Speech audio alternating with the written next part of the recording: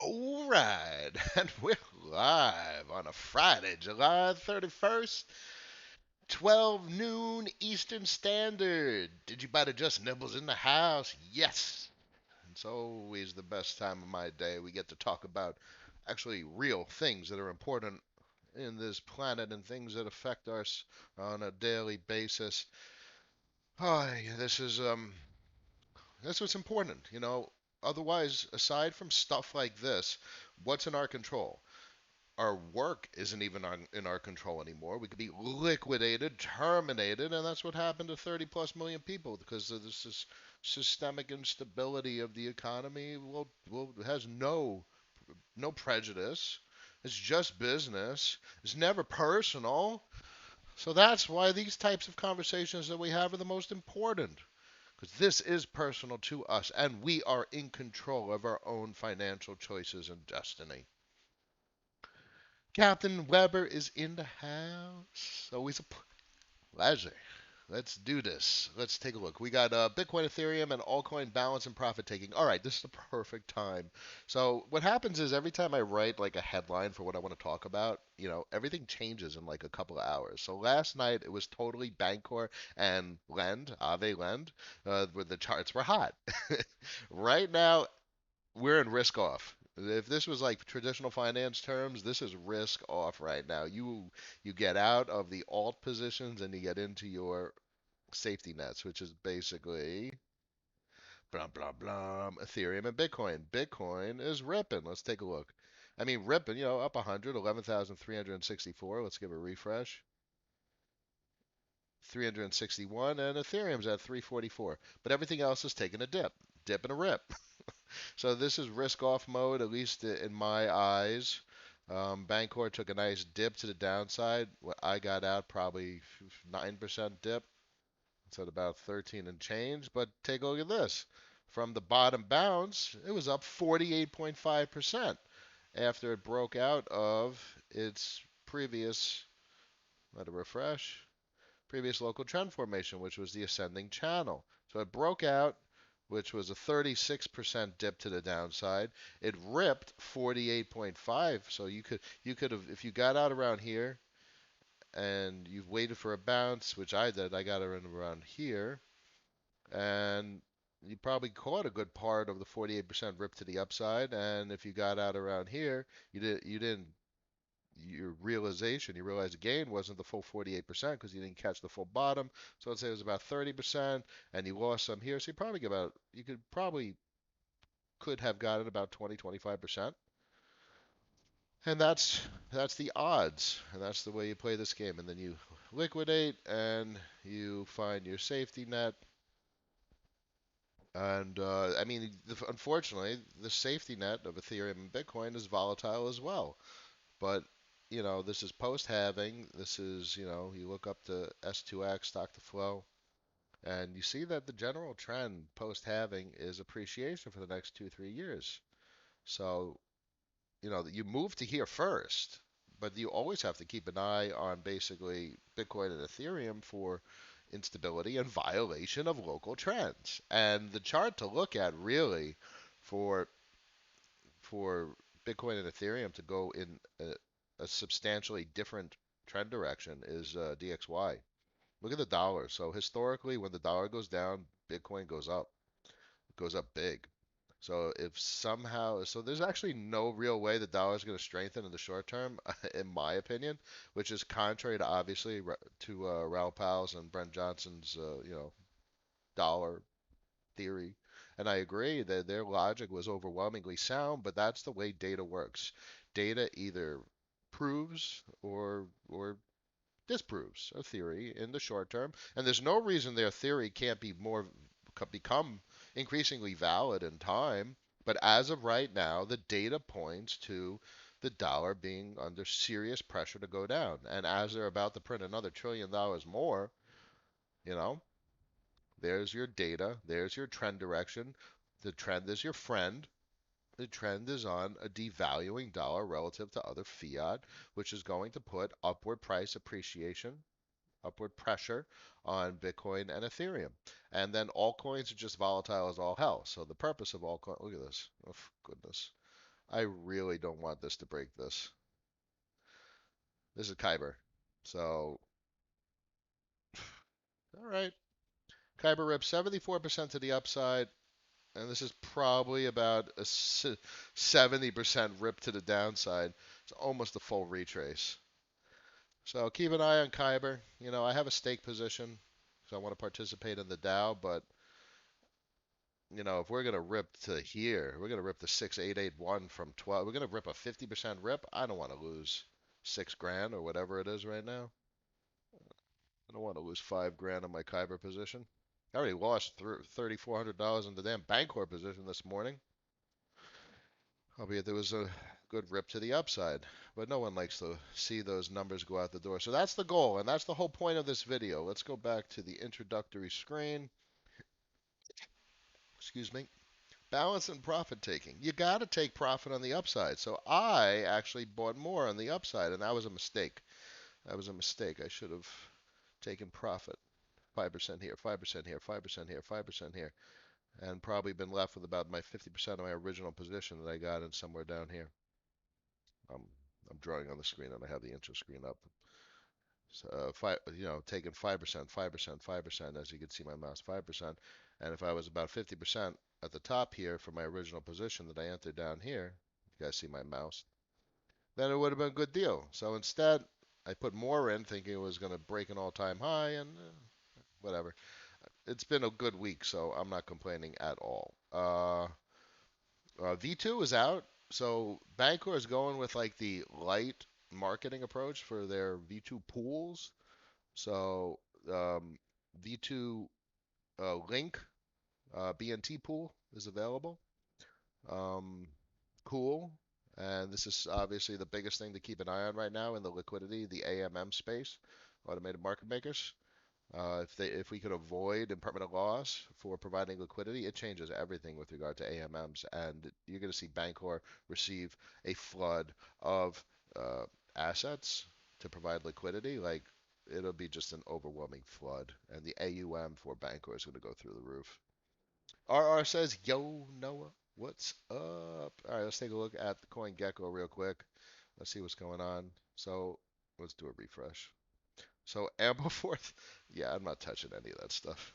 It's all over Twitter. People are like, oh, there was an anti-ample and then anti-ample tendies. Ooh, tendies. Chicken tender crypto. Yeah, it reminds me of like Memetic and Pepe Coin back in 2017. I don't have time for that. I mean, you can make an absolute fortune. You can make a couple 100% in a single day. But the problem is, just you could also lose 50% of everything. I have no interest in that. I want to look at my charts. I want to find the trend makers. I want to find the stuff that has a macro narrative and the stuff that has a decent market cap, so it's not going to lose 50% of its value in 5 seconds when it's just deployed on like Uniswap. Kyber, Bancor, these have history. Bancor goes back to 2017. Big deal. Big deal type stuff. And look at synthetics. That's nice. I have a fair amount of staked or escrowed synthetics. What do I got? I do have a position also. I got a bit of a position. 2.55% of my portfolio is synthetics. Cool. So that's a nice little win there. Um, Ethereum's ripping to the upside, 8.4%, 25% for the week. And Bancor's there on the top list. Look at that. The stuff that I'm following happens to be the stuff that's ripping. Go figure. That's kind of what you really need to do. People think, oh, they're going to find some stuff down here. Look, they're going to find some stuff down here on page 78, and that's going to make them their fortune. No, stop wasting your time. You're going to waste all your money also. You go to the top list, you pull up the charts, you find the retrace, you find the good entry point, and you want to catch 10, 15, 20, 30, 40, 50% rips. And then all of a sudden, you're just going to start, in a year or two, you're going to start doing that with 100 grand, and you're going to catch a 20% rip on 100 grand, and you just made 20 grand for the week. Maybe? Does that sound right? So it's not that you want a 5,000% gain. You don't want 5,000% gains. What you want is 20% gains on 100 grand. So the problem is not the gain number you're looking for. The problem is the amount of money you're working with. So you got to fix that problem.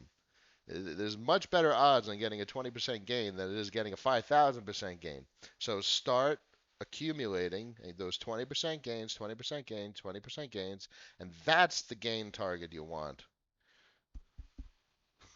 Okay? Where can we get Iris? Iris is Hotbit. Hotbit. Hotbit has no KYC. So, this is that micro mini cap. But bear in mind, we have the macro narrative that we talked about. And frankly, it's not really micro mini cap anymore. Where the hell is CoinGecko? Iris. 153.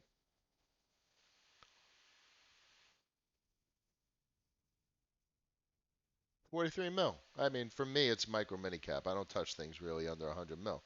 But I have a nice position in Iris. So bear in mind this is Cosmos. So this is not as straightforward as other assets. It's much more straightforward as compared to Polkadot.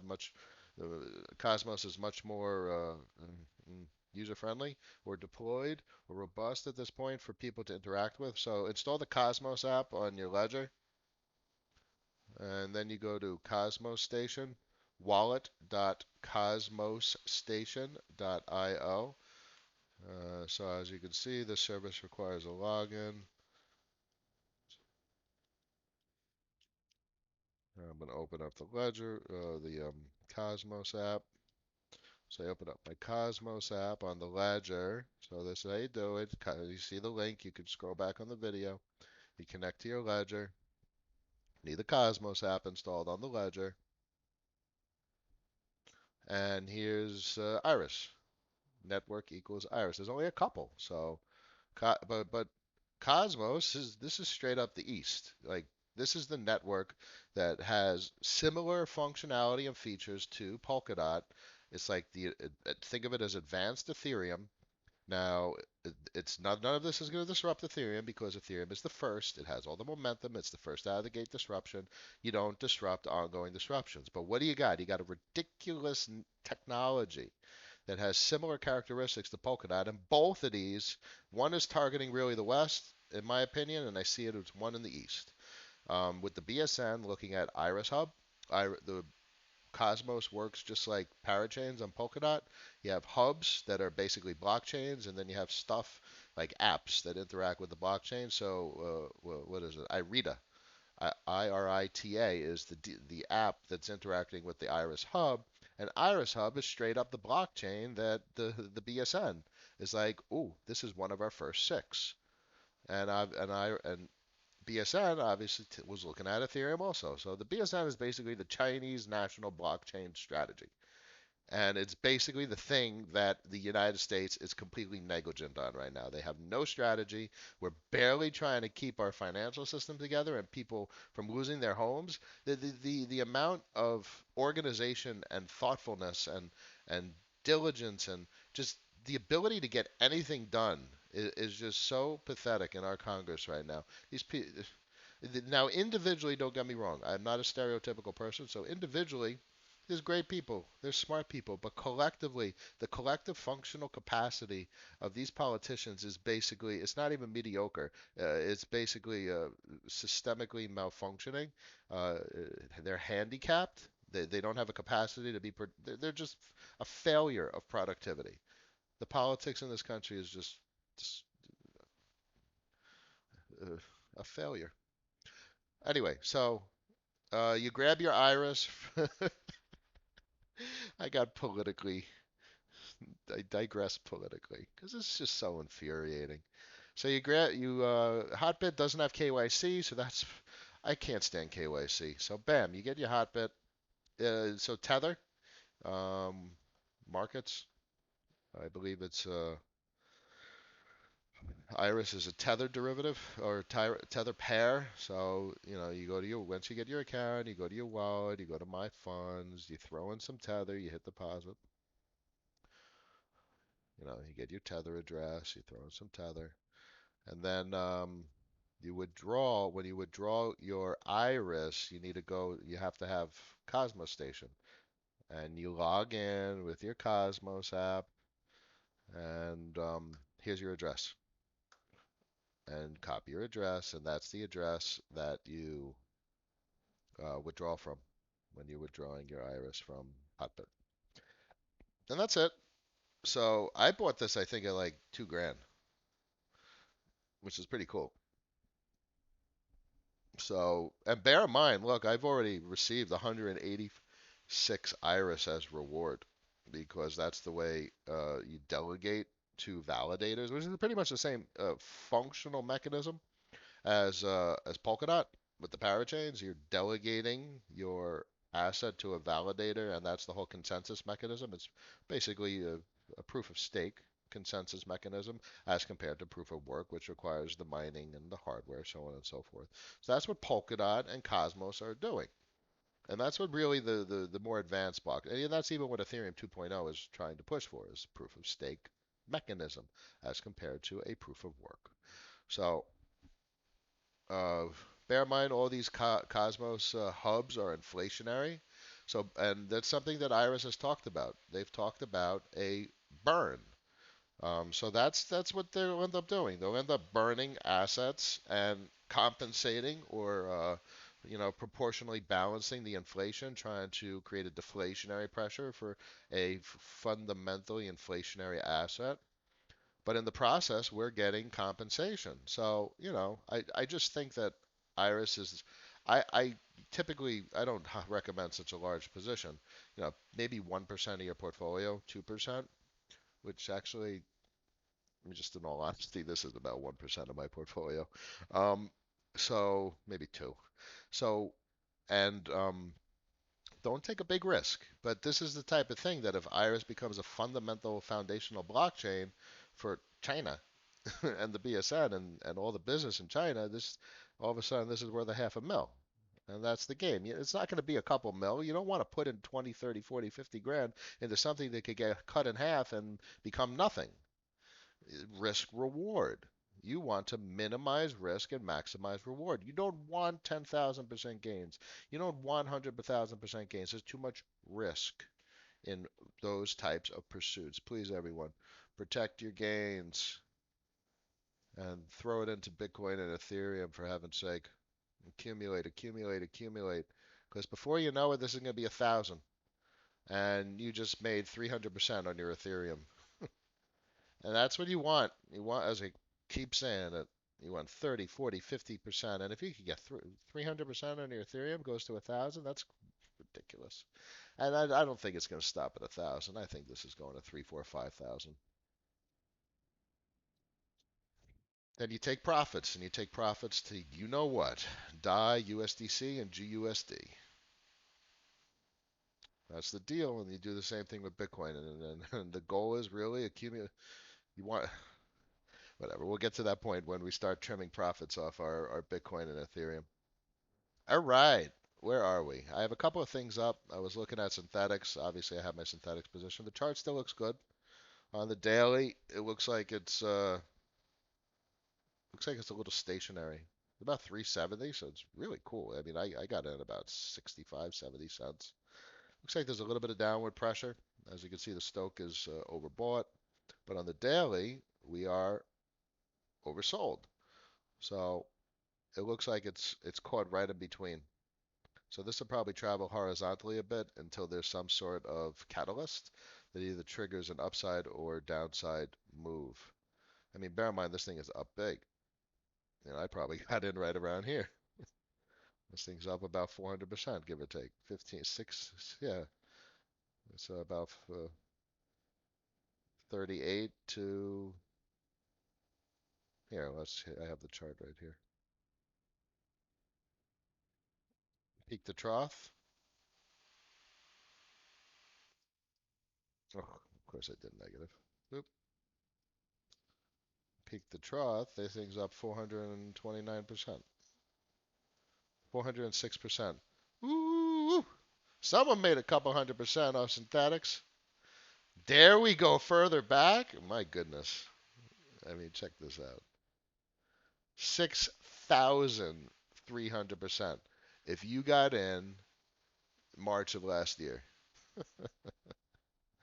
So this is crypto.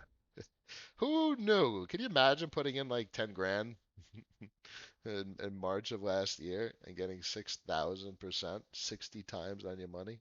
Oh my goodness. 6 mil of 10 grand? Uh, let's take a look at anything going on. So I recently posted a couple things that have caught a lot of attention. Anytime you post like "shill me your coins," it's always like a shill fest. Like give me your cash tags. That's cool. I like RSR. I like reserve rights. Ample, I won't touch with a 10-foot pole. I have no interest in it. But I also did an interesting post about projects. Show me the projects that are being built on particular platforms. I want to go to that real quick. Where is it? Here.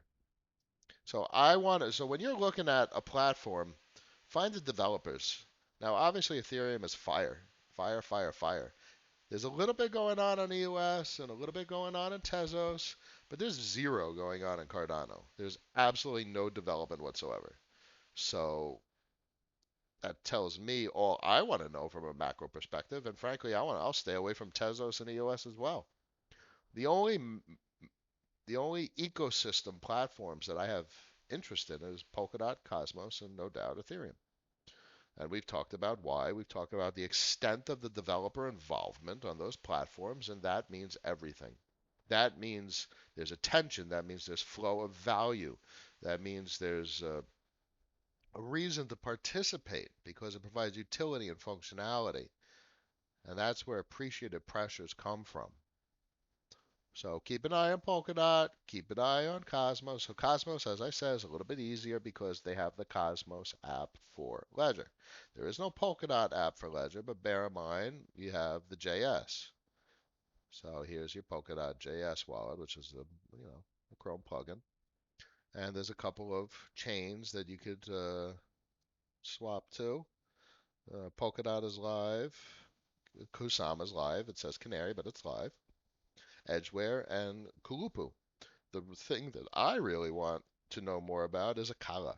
I want to get involved with Akala because Ren is playing with Akala, and that's how Ren is going to get assets onto the Polkadot ecosystem. And what assets in particular? The assets it deals with on a daily basis. Bitcoin, Digibyte's up next. Zcoin is going to be right around the corner. Doge is going to be right around the corner. I mean, frankly, all UTXOs are going to be right around the corner. Ren is going to support everything. So Akala is something to keep an eye on. Frankly, anything that's being built on Polkadot is to be kept an eye on, especially with regard to interoperability, DEXs, stablecoins, because everything is going to be interoperable with Ethereum. Um, that's what Ren facilitates in many regards, and that's what other projects are facilitating. This grand interoperability where you have a one user interface, a DApp, a DEX, where you can trade Polkadot assets, Cosmos assets, Ethereum assets, and UTXO assets from one single user interface. And it doesn't matter. You just go into whatever asset you want. And it doesn't matter the platform or ecosystem the asset is part of. And that's where this whole grand crypto experiment is going. Let's take a look. James says you lean more to Bitcoin or Ethereum for appreciation. Oh goodness, that's a tough one. So I don't know. Bitcoin is equity. It has no functionality. Clearly, there's like Liquid Network, and there's a couple of other products out there trying to, a Lightning Network, trying to get speed, but it's a script. It's a script-based platform, Bitcoin. There's no computation. There's no Turing completion. So, from a macro perspective, Bitcoin is not competitive with regard to like a global computer. It's not competitive with regard to smart contracts and Ethereum, Polkadot, and Cosmos offer. So that doesn't mean necessarily something with regard to appreciation, but that is something that I consider from a macro analysis perspective. Um, Bitcoin that really relegates Bitcoin to a position of value storage. It's not a P2P. No, no. Satoshi was, did everything right, but there's no one can see the future. It's not a P2P payment system. It's too slow. And sure you could speed things up with second layer solutions, but I see much more potential for tokenization and using Bitcoin as a source of equity. And you mint a representation of equity on useful smart contract platforms where you can actually have business rules and logic controlling the flow, direction of the equity. And that's really what Ren facilitates, and this whole cross chain interoperability is really attempting to achieve. So Bitcoin is has diverted away, in my opinion, and I like that it has from the original white paper intent of a P2P payments network to more of a digital source of scarcity and value retention and equity. So that doesn't answer your question. Which is going to rip more, Ethereum or Bitcoin? I don't know. We'll see. What I do know is you want a fair amount of both. These things are going to change the world. It's obvious at this point. There's no argument against it. BTC will pump this weekend thanks to Congress. Oh my God, Congress and their $1 trillion, whatever the hell they're thinking. They're about to replace $600 a week and give people $200, and Democrats think that's stupid because who the hell could live on $200 a week, especially when they have like 4 grand worth of back due rent. And so here's the problem with we're going to talk politics for the last 3 minutes, or maybe we won't. Tyler says any picks for privacy coin? Zcoin. Zcoin's the only one I like. James says Baskin Robbins, 31 flavors. My man, woo! But let's talk about Wilkie talked about Bitcoin and what Congress is doing. So nothing's going to work. There is no solution to the situation at hand. Democrats want more money for people, but the problem is, and that's real, it's socialism either way because we're printing money. But if you give people what they need, then they don't need to work for what they need. If you're giving them $600 a week, then they don't need to work. So there's a disincentive to work. And if you take that away and you give them $200 a week, like Republicans want, then and there is no jobs because the whole economy is built on momentum, and as the momentum is disrupted, the jobs go away. Then you're going to have a huge amount of foreclosures and rental evictions because no one could do shit on $200 a week. So there's no solution. So anyone who thinks that one is doing the right thing, Republicans are doing the right thing, or Democrats are doing the right thing is just biased. No one can possibly do the right thing. There is no solution using either proposal. Now, the only solution is the one that is clearly no smartest person in the room. The only solution is to rebuild the system. And I have yet to see anyone at the Fed, Jerome Powell, at the Treasury, Minucci Bucci, or in Congress talk about rebuilding the system. Like, where do you create value? Where do you store value? But it needs to happen. It needs to happen quick because none of the solutions are even remotely long lasting. So cool. Print 10 trillion and start to give it to everyone and rebuild the system and use crypto to distribute the money. I would love to see some bold, big vision and make some moves. It's kind of like re-architecting or rebuilding an application. You don't rebuild it the same way, you rebuild it better. And there's no one talking about rebuilding shit. And that's just infuriating and frustrating and disappointing and frankly scary that maybe there is no smart people in Congress that have any bold vision whatsoever. Get on the news, get on a blog post, put it on Twitter. If anyone in Congress ever hears me, please put something out there. Give us some hope that there's actually some intelligence or bold grand vision, or maybe you don't have a vision and you need to talk to people like me and I could help guide the narrative and talk about the macro perspective of really the things that need to change in order to make things better for people. For the love of God, we're still working on 9-digit social security numbers. Ah! Oh, come on, people. We could do better than this. All right. Now, look, Captain Weber says China is. Listen, there's so much complexity with regard to China because there's humanitarian concerns. And then again, that's all information fed to us by our media.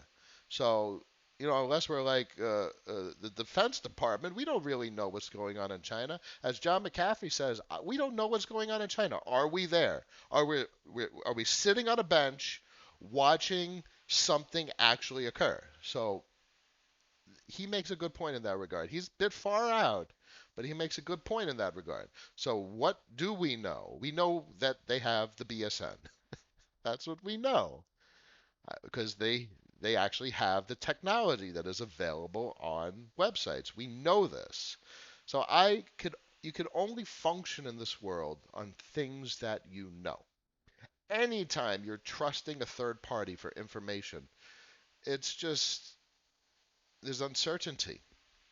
So, you know, I have my doubts about the narrative that I hear about in the news, and I have my I don't feel 100% certain of many things that are presented to me information-wise, but I generally I have faith in humanity and that people are people and it doesn't matter where they're from, and that people want to better things for other people.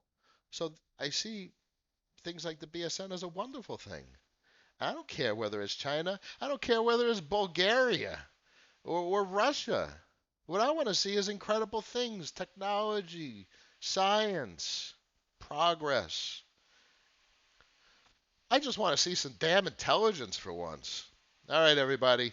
12:31 on a Friday. I thank you all for joining me this week. Next week we come back. It's going to be August, and we'll see what kind of stuff is going on then. I wish you all a wonderful day. I'll talk to you soon. Peace.